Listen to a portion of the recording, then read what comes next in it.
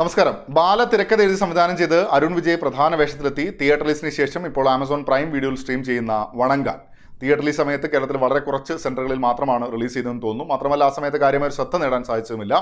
ഇപ്പോൾ Amazon പ്രൈമിലാണ് stream ചെയ്യുന്നത്. ഈ ചിത്രത്തെക്കുറിച്ചാണ് ഇന്ന് നമ്മൾ മൺസൂൺ മീഡിയയിൽ സംസാരിക്കുന്നത്.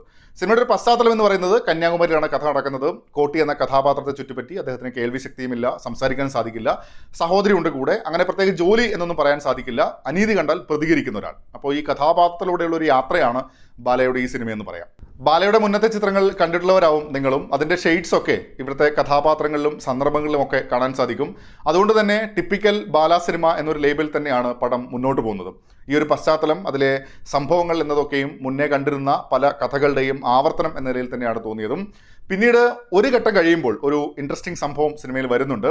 അത് ശരിക്കും പറഞ്ഞാൽ കഥയിലെ ടേണിംഗ് പോയിന്റ് എന്ന് പറയാവുന്ന സംഗതി തന്നെയാണ്. കാര്യം എന്താണ് എന്ന് പറയാൻ ഞാൻ ആഗ്രഹിക്കുന്നില്ല, സ്പോയിലർ ആവും. അപ്പോഴും അവിടുന്ന് അങ്ങോട്ട് ഈ കഥാപാത്രത്തിനപ്പുറത്തേക്ക് കുറച്ചുകൂടെ വിശാലമായ ഒരു സ്പേസിലേക്ക് കഥ നടക്കും എന്നൊരു തോന്നലുണ്ടായിരുന്നു. ചെറിയൊരു ത്രില്ലർ പരിപാടിയൊക്കെ വരുന്നു, പക്ഷേ പുതിയ കഥാപാത്രങ്ങൾ വരുന്നുണ്ട്, പക്ഷേ കാര്യമായിട്ടൊന്നും ഉണ്ടായില്ല. ഒരു മൊമെന്റിൽ പ്രതീക്ഷ നൽകുന്ന സംഭവവും കഥാപാത്രങ്ങളും ഉണ്ട് എങ്കിലും പിന്നീട് ഗ്രാഫ് താഴ്ന്നു പോകുന്ന അവസ്ഥ തന്നെയാണ്. ആ വിഷയത്തെയും സംഭവങ്ങളെയും നല്ല രീതിയിൽ പരിഗണിച്ചു എന്നും തോന്നിയില്ല. ഈ ഒരു കാലഘട്ടത്തിൽ നിന്നുകൊണ്ട് ഈ സിനിമയിൽ പറയുന്ന വിഷയത്തെ സമീപിക്കുമ്പോൾ കുറെ കൂടെ വ്യക്തമായി തന്നെ പരിഗണിക്കാം, സമീപിക്കാം എന്നുകൂടെയാണ് എനിക്ക് തോന്നിയത്. പ്രകടനത്തിലേക്ക് വന്നാൽ അരുൺ വിജയ് ഓക്കെ ആയിരുന്നു എന്ന് തോന്നി. ആ ഒരു കഥാപാത്രത്തിന്റെ ഇമോഷൻസ് ഒക്കെ അത്യാവശ്യം മികച്ച രീതിയിൽ തന്നെ കൺവിൻസിംഗ് ആയി കമ്മ്യൂണിക്കേറ്റ് ചെയ്തിട്ടുമുണ്ട്.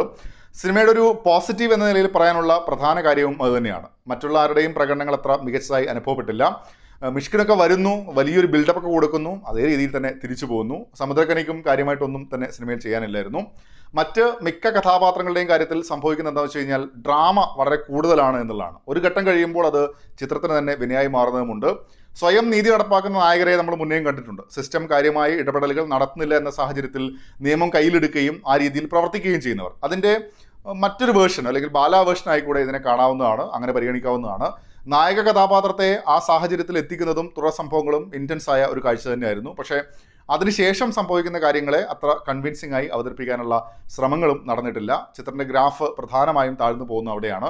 ഓവറോൾ അരുൺ വിജയന്റെ പ്രകടനം കൊള്ളാം. ബാലയുടെ ടിപ്പിക്കൽ സ്റ്റൈൽ പരിപാടികളൊക്കെയായി മറ്റൊരു ചിത്രം എന്നതിനപ്പുറത്തേക്ക് കാര്യമായി ഒന്നും സമ്മാനിക്കാത്തൊരു സിനിമയാണ് വണങ്കാൻ. നിങ്ങളും സിനിമ കണ്ടിട്ടുണ്ടെങ്കിൽ അഭിപ്രായങ്ങൾ കമന്റ് ബോക്സിൽ പങ്കുവെക്കുന്നിരുന്നു. അപ്പോൾ മറ്റൊരു സിനിമയുടെ വിശേഷങ്ങളുമായി വീണ്ടും കാണാം. അതുവരേക്കും ടേക്ക് കെയർ, ബൈ ബൈ.